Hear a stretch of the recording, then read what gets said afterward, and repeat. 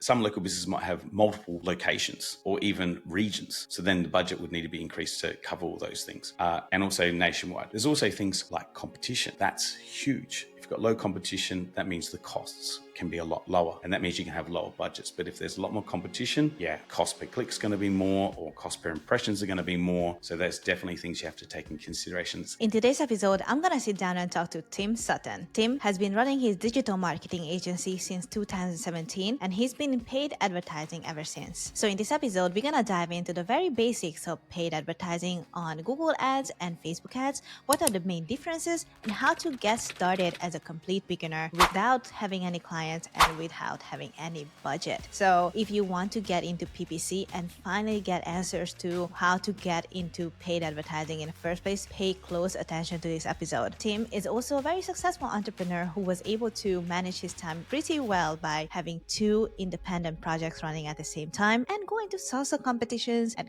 traveling to conferences and living the ideal digital nomad life. So let's just not wait any further and let's get into the episode. Welcome, Tim, to the show. I'm super glad that you have made it to the Aspiring CMO. We have met a year ago and I was so amazed by your energy, your dancing talent. Like, he's an amazing dancer. Plus, he's a kick-ass PPC and SEO. Like, it's like a 2 best of both worlds together here. Yeah, thank you. That's a really lovely introduction. Thanks for having me today, Annie. Thanks, great. Tim, for joining the show. Yeah. So before we start with like hardcore PPC, I would like to ask you about yourself. Like, can you tell us what businesses you run? What do you do now? Yeah.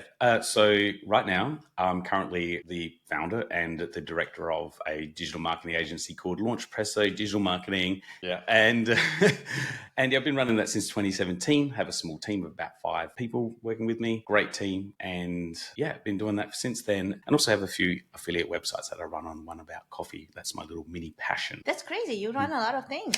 Yeah, so it feels like I do have a lot of irons in the fire, thumbs in many pies, but maybe sometimes I'm biting too much more off than I can chew. Wow. And which of the 3 businesses do you find it more successful? Well, the breadwinner and the lion's share is definitely Launchpresso Digital Marketing. That brings in most of the revenue out of all my businesses. Mm-hmm. And what made you start that in 2017? Oh, yeah, that comes with a lot of history. Actually, originally the business did start out with another business partner, and we were full stack, everything digital wise in terms of that business at the time. It wasn't until we actually found a course on App Sumo, of all places, on Google Ads. And so, it's funny how some things that you do find for really cheap end up becoming the most successful niches to go down. So, wow. Yeah. A $50 course on App Sumo brought about a more than 6-figure a year digital marketing agency, primarily in Google Ads. Okay. Mm-hmm. So you guys basically took a course and then you guys built an agency from it. Yeah, exactly. Wow. So does it mean so now I hear that your agency has 5 people. Yeah. So does it mean in order to run a Google Ads agency, you really don't have that many people? Or you don't need to have that many people. You can definitely start out solo with it. Naturally, it's just going to be slow getting off the ground. You have to build up a lot of, knowledge and expertise. That takes time. And eventually you get to a point where you need to start scaling up if that's what you really want to do. You can be a solopreneur for as long as you like, and be happy on a moderate 5-figure income per month if that's what you want. You can definitely do that. But if you really want to be able to build it out, you have to start look at duplicating yourself, which I will touch more on later. Okay. Yeah. All right. Thank you. Mm-hmm. So going back a little bit more is that, for most of the aspiring CMOs who might be in the same shoes right now, how did you get started in your marketing career? Yeah, well, that goes back quite a way, actually. If I was to put a pin in time as to when I started, it was actually in Oaxaca, Mexico, of all places. Yeah, because once upon a time I was married, and me and my ex-wife, we decided to leave Australia for the second time to go and essentially get out there and, learn something online to be able to make money. We were, doing life in Australia 2.0 all again. And it was how do we get back here again? So let's sell everything again and get going. And essentially, long story short, initially thinking it was going to be through a blog, we're going to make money. It was in Oaxaca that I decided to download this course from other DCs actually, called, Affiliate Lifestyle. And through affiliate marketing, little did I realize I was actually learning SEO at the time. And so it was about June 2014 in Oaxaca that I downloaded this course. And that was pretty much the launching of my online career. Awesome. So you have shared that you have started your Launchpresso digital marketing agency through a course, which was kind of very accidental, right? Essentially throwing anything at the wall and seeing what would stick. Right. Yeah, in terms of all the digital marketing things that we could offer to clients. And it seemed like the one thing that was getting traction. And then we thought, let's just go long on this. It actually was purely by some accident that because some of the affiliate websites that I was running at the time, we did have an opportunity to run PPC on keywords that you're not usually allowed to bid on if you were an affiliate with these ones. But we got permission on specific keywords. And we were running ads to these particular landing pages to this offer. And it was just like a cash machine at the time. $1 in, 5 was coming out. And we couldn't put enough dollars in at the time. But we're like, this is going to be unsustainable. We need to look at doing this for clients as well. So that's one of the initial things that got us into doing the PPC as well. And we're looking for clients at the same time. Okay.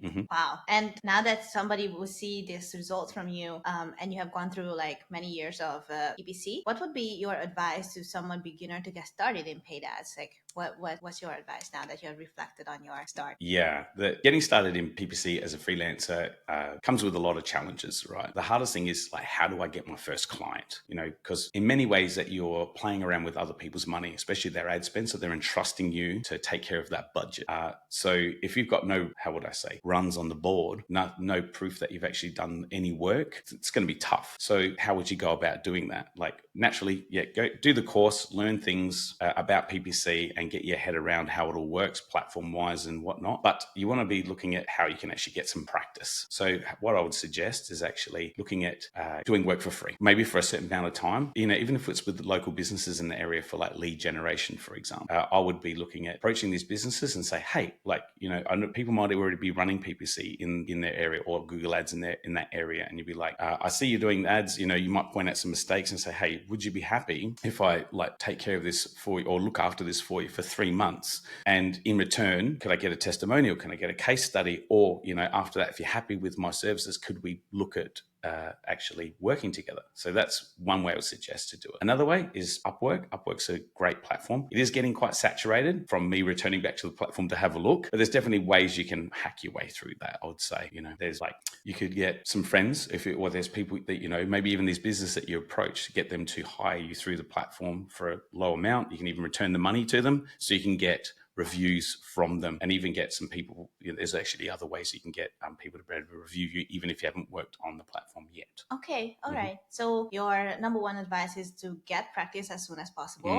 And no matter if they pay you or not, it's just that get your foot in the door. Yeah, that's right. Definitely. And chase those reviews, chase those testimonials. Definitely. And in case of people who want to get into bigger companies, maybe put that into their CV and stuff like that. Yeah, right? Definitely. You got to get that social proof, especially if you're a freelancer. If you're wanting to run PPC for your own assets, that's a different conversation. That's maybe for a complete different podcast, but it depends on what angle that you're looking at, wanting to look at this from. But if it's pretty much someone who's wanting to start their own digital agency, that's the approach that I would recommend taking. You can fast track a lot of stuff by that path. Okay. Thank you so much. My next question always in PPC, all right, I got the opportunity to practice, but then they're going to ask me about the actual number. How much money do I have to put into this? Yeah. And how much am I going to return? That was let me share you this story. My first marketing job ever, I was the marketing person. Oh. 1-person team. Yes. Yeah. You're all in one. Yes. I was all in one package. I got to know all my personalities there. So that was a challenging role, but I'm not regretting it. However, that was one of my biggest challenges back then, where I need to run ads. Mm-hmm. The founders, everybody knew it was like an open secret. We Yeah. need to run ads. But then the bottleneck was always like, well, then how much? Yeah. And they had trust issues giving me that money. And it was a small company. So I'm talking like $500. Yeah. I feel your pain. I do feel your pain. But, very much. Yeah. I was a starter fresh out of university. You don't want to just like, I know. understand. Yeah. Now I understand the founders. Like, they don't want to just throw it out to a young girl, like, who got out of school. But like, in my head, I'm like, but then who else is going to run ads? Because you guys are clearly not doing it. Yeah, exactly. Yeah. So how would you kind of give that advice? Like, okay, how much money should you ask for the person? And then how to report it at the end of the month? Yeah. So coming back to like how much, it's generally like horses for courses.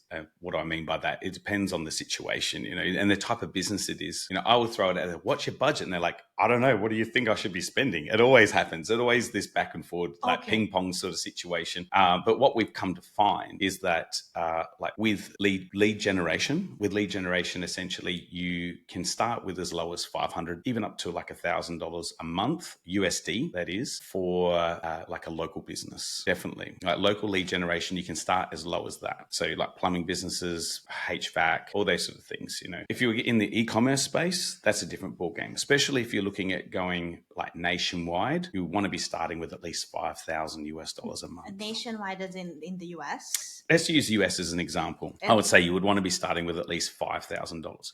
If you're going to go with low budgets, even if it's $3,000, $2,500, $1,000, you got to understand that your results are going to come a lot slower. And most of these platforms, whether it be Google ads or Facebook ads or whatever, they're data hungry. The more data you feed it, the more it can optimize, the more you can get better results. This is really, really important. So otherwise, if you're running it on lower budgets, depending on the cost per conversion, like this is important metrics to find out.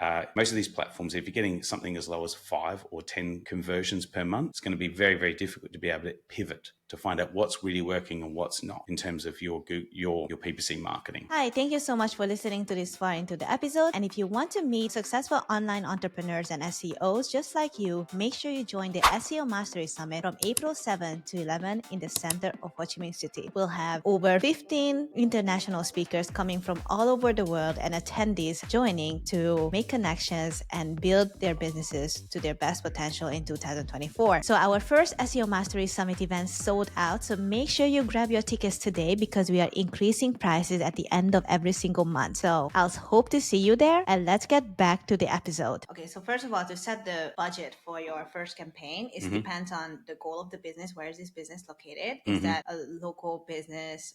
Are we going nationwide? Yeah. Versus are you actual local business who does services and sell products, or like are you an e-commerce business, right? International. Exactly.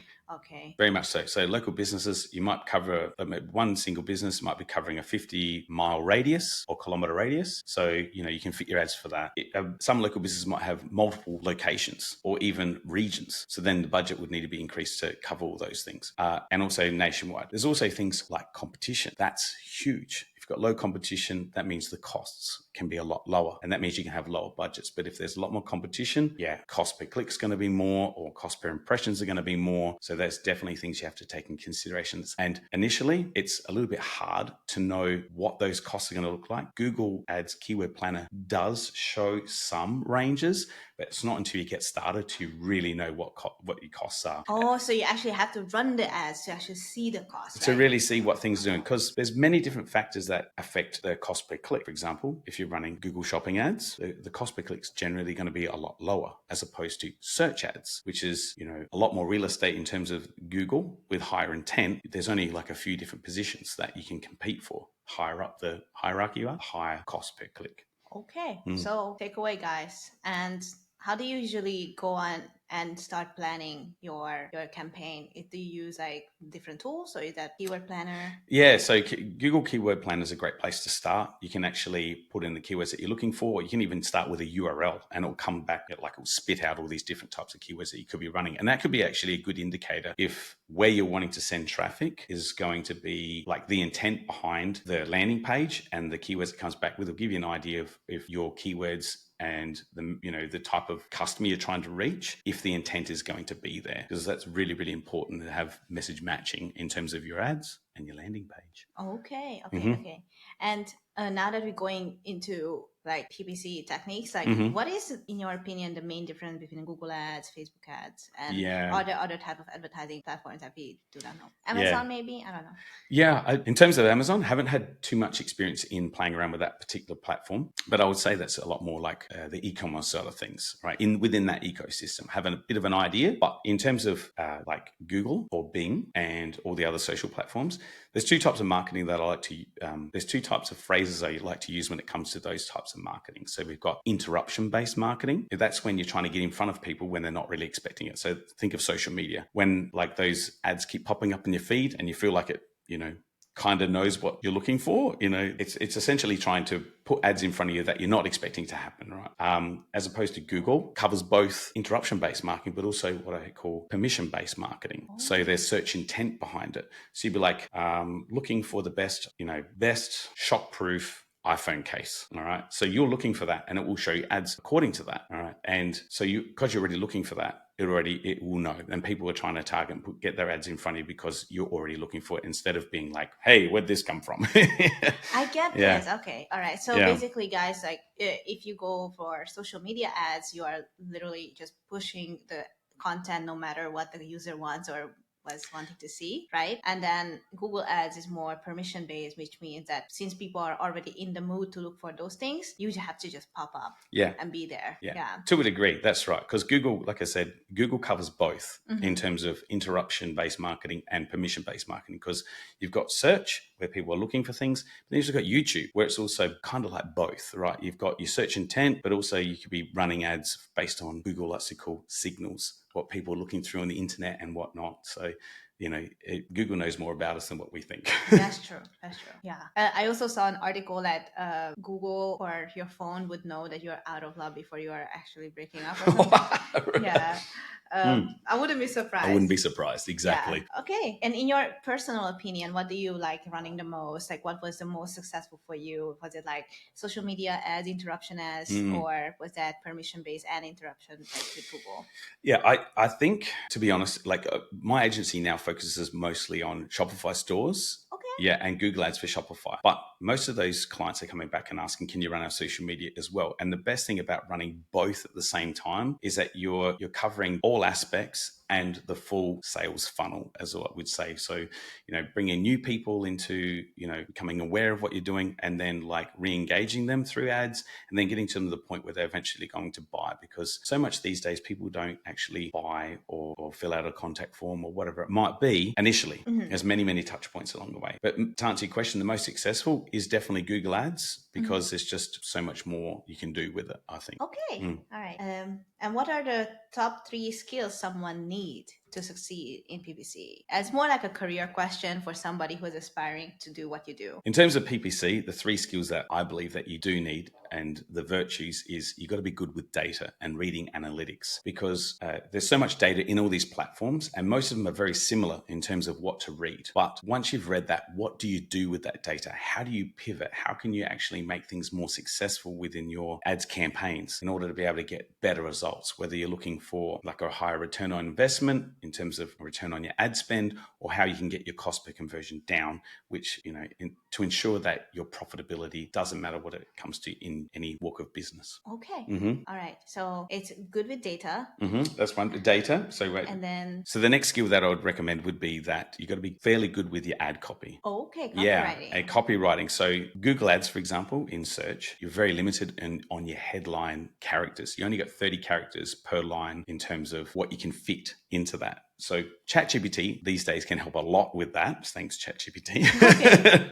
All right. Especially if you're a non-native English speaker, it can definitely help. But then there's also Facebook ads and all the other social media ads that you can possibly run too. It's important that, you can be kind of good with that. ChatGPT is epic now for what it can pump out, emojis and everything like that. So it's definitely can, assist with you. However, you do need to know the intent behind your ad copy. So when people read your ad and then they click through, wherever they're landing is going to be equally as important for people to convert. Yeah. The third I would say would be, strategic planning and budget management, which we touched on before. Like, you might have a budget of $1,000 a month, but how are you going to pump that out? How are you going to actually roll that out amongst the campaigns, and what's going to be important in terms of, pushing that around and to get, the best results for the client. So strategic planning around the type of campaigns you're going to be doing, and then where you're going to be allocating those budgets to. So you're going to be careful with the ad spend that clients entrust to you, because if you go and blow it up, you're going to lose trust very quickly. So knowing how to keep that under control and make sure you get the right bidding strategies and et cetera, is going to be super important to get the client the results. Okay. Yeah. All right. In this case, though, when you sign up a client, does that mean that you sign them up to multiple months in a row? So like, rather than like, hey, pay me monthly, like you have to sign up for at least 3 months so that we can actually see some results? Yeah, I probably should be tightening this up in terms of my digital agency. But unless someone's been recommended to you, like through referral, there's already implied trust, right? But if you're getting someone cold and you're selling them, convincing them to start with you, I tend to keep those rules a little bit loose. But I always preface and set the expectation with the client. Hey, we recommend at least 3 months that you stick around with, so we can at least get some decent data in order for us to be able to see how we can pivot and we can reassess. But generally, it's going to take 6 months before we actually, so it can take up to 6 months, I'll be clear on that, can take up to 6 months before we start seeing really good results within Google Ads. And that all depends on the budget that companies, bigger companies usually have more liberty to be able to spend a lot more in order to get that data in, to know even if these platforms are going to work for them or not. Okay. I love that. And for some like small creators like me, for example, and an aspiring CMO as well, like I'm thinking to like learn these skills, but I don't want to gotta learn it on somebody else's, because I'm kind of insecure to like just go out and like blow their money. But I was thinking to kind of come up with like a small product to run ads to. What do you think about that type of idea? Yeah, like if you're looking at e-commerce, for example, and you're only limited to a few different products, starting with a small budget can work. Right. So, like let's just say, for example, you've got 3 products in your store. You'll be able to practice, and like this is the thing, give yourself that allowance. What am I willing to, let's just say, not blow? So I don't like to use the term blowing cash. You're actually allocating budget or a set amount so you can get market research in real time. You essentially are speeding up the process in order to know that you've got the right market fit for your product or service by allocating that into it. So the initial question of like, if I'm only wanting to start out with a small amount. My initial question was like, well, I would love to like just start with like a minimal viable product. Yeah. To just throw something out, put some ads into it, and then see what happens. Exactly. So give yourself a monthly budget and work out how many months you want to be able to work that out for. It might be $1,500 or $2,000, and that should give you enough data to see whether it's your ad campaigns or your offer is what's working or not. Because that's pretty important. Okay, Can you tell us more about that? Like, what was that difference between the sales offer and your campaign? That's a great question, because we could be setting up the most beautiful campaigns with Google Ads, Bing Ads, Facebook Ads, Instagram, even LinkedIn or TikTok, for example. But if no one wants your shit, it's not going to work. Nope. Not going to work at all. Yeah. So having but at least you've got that data and you've got that research there on how you can actually revise your offer or product, whatever it might be. We can use the blanket statement offer. Offer can be product or service. And essentially that you will know quickly on what you need to do to find out if people, what you can do to pivot or improve that offer, or even trash it or can it completely in terms of that.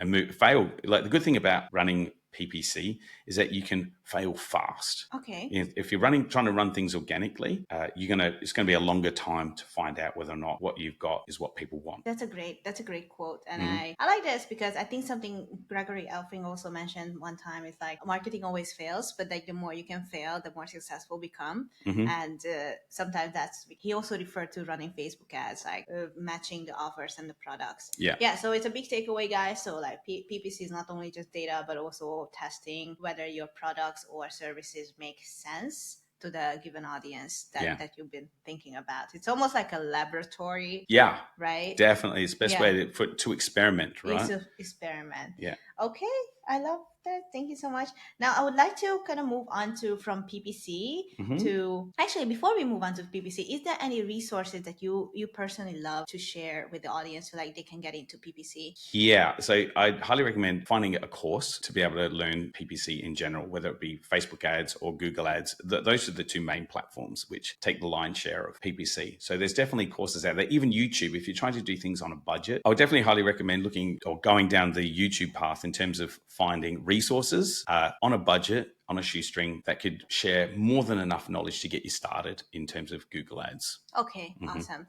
Do you think somebody need to know SEO basics to like get started in Google Ads because of that keywords and search intent? Yeah, I would say that you don't need to, but if you do know a bit of SEO, it gives you a massive leg up in terms of your PPC, almost like a bit of a competitive advantage. Because generally, I would make some comments about SEO to my clients, and they're like, "Why are you not offering that as well?" It's like, well, I'm trying to stick to my niche, staying within my lane, and all that sort of thing. And yeah, so if you do know SEO, it definitely is a massive competitive advantage. Okay, all right. Okay, so and if somebody, for example, knows social media management, that would be good for Facebook ads. Do you think that? Yeah, definitely they dovetail together with the platforms.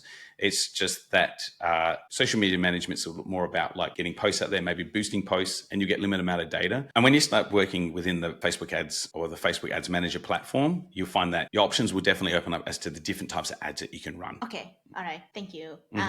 So basically, guys, into summary, if you want to get into PPC, then make sure that you either find a course and take that course and learn from the basics, or if you don't have budget, then it's okay to go down to a YouTube tutorial and then see how to get into Ad Manager, how to get into Keyword Planner, and actually set up your first Google Ads campaign, right? Yeah, Yeah. totally. And just to add to what you're saying, Annie, I would actually highly recommend not just to do the course, but to find a community that's maybe, how do you say, dovetailed or bolted into the course as well. So that, you know, when you're working through stuff, you're going to hit walls. You're like, oh, how do I do this? And you can just reach out to a community and know that someone's going to be able to come back with some answers, especially when that's thriving and is active. Very, very important. You don't feel like you're alone. You don't really want to feel like you're alone on this journey when you're getting started. So being a part of that is very, very important. I love that. Okay, thank you so much for this tip as well, because I was following one person before getting into like the SEO community. It was Ben Heath. Ah, Ben Heath. Do I know him? You might know him from YouTube. Like Maybe. I didn't see him traveling much. He's based in the UK, but he's Okay. also he's like Matt Diggity, but in the Facebook ads. Oh, yeah. I think the name, that's what I'm saying. The name rings a bell, but I haven't been following him. Yeah. I've been following him, but like he helped me to set up my first ads campaign, and it was Cool. just a YouTube video. Oh, It was wow. not even a course or something. It Brilliant. was just him in a little box and then just doing a screen share, and that was it. And it was so helpful. So I know a lot of people are overthinking a lot, like, oh, I need to take like a very expensive course, but like, Yeah, definitely. I'd highly recommend not spending thousands to get started. You don't need to go down that path. I would look at spending a lot more money once you've at a position where you can, essentially. You know, I would say, you know, when start spending that sort of money when you're like needing a mentor, like really need a one-on-one training, or within a small group of people where you're leveling up. You're going from freelancer to agency. That's when you need to start really stretching your legs and your own personal budget to invest in yourself and your business. That's a great life lesson. Thank you for sharing. You're very welcome. More people need to hear this. The wise Tim.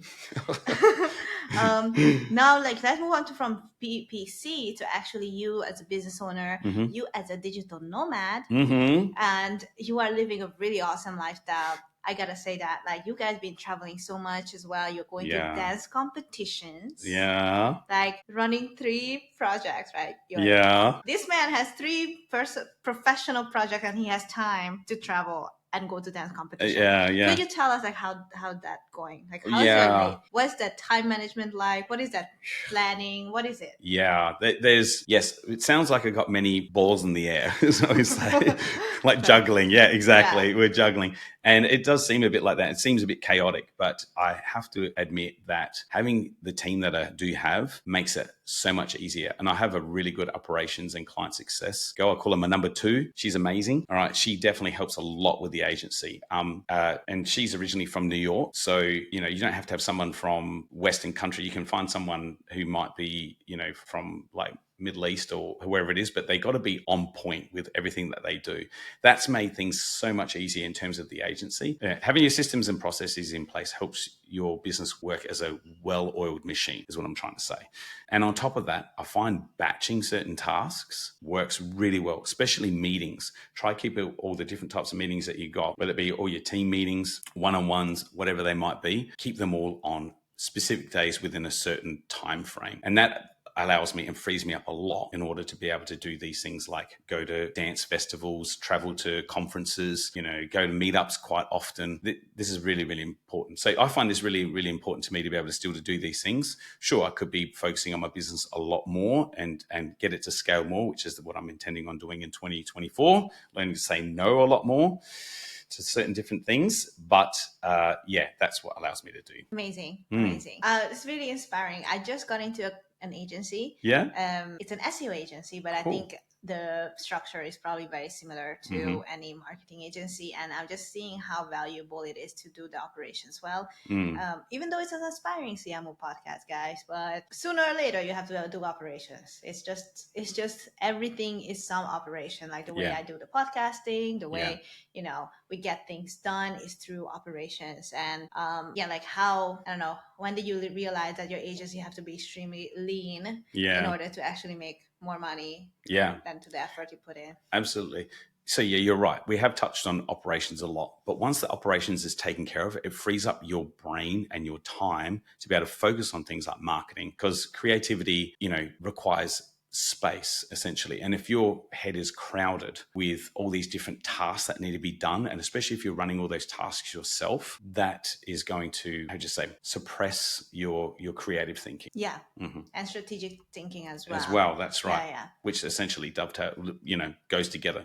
Strategy and creativity, they're almost like one and the same. Awesome. Thank you. All right, and the last question. All right, so now that you have reflected on all your journey so far, getting that course to like running 3 different businesses, what is your number one advice to aspiring CMOs? And this probably works well with the last things that we're talking about. If you are starting out on your own, you want to quickly get to a place where you can duplicate yourself. What do I mean by that? You want to start offloading tasks as quickly as possible to somebody, whether it be you. Actually, I've read many books. A great book that I highly recommend is called Buy Back Your Time by Dan Martell. He even says that the first hire that you should get is an assistant. All right. So you can start moving all those low dollar value tasks over to them. And then that frees you up to move up the runs in your own business. And that's what I find works really, really well for me, is like, hence the reason why I've got this really tight, lean team, because I've just essentially go, okay, these are the stuff that I was doing before, and you can move it to them. Or you need someone who's actually better than you at certain things, and you can hand that responsibility to them. Say, you run with that. This is your baby. Take care of it. So big reason for me why it's good to duplicate yourself quickly is because you want to start to carve out time in your business in order to work on your business and not in your business, and do it regularly. Carve that time out in your calendar for 1 hour per day, even if it's 1 hour per day that you can work on the marketing or work out your sales funnel and your pipeline or whatever it is, in order to be able to scale up your business. Very, very important. Awesome. Thank you so much for sharing. Thank you so much for joining the podcast. And if people would like to reach out to you, how can they find you? Or they can reach me through my website, through launchpresso.com, or you can reach out to me on your coffee YouTube channel. You can go to my YouTube channels with Launchpresso, and also my coffee one, Coffee Geek TV. You can also just send me an email across at tim@launchpresso.com if you'd like to chat more things about PPC related. Awesome. Thank you so much, Tim, for joining the show. You're very welcome.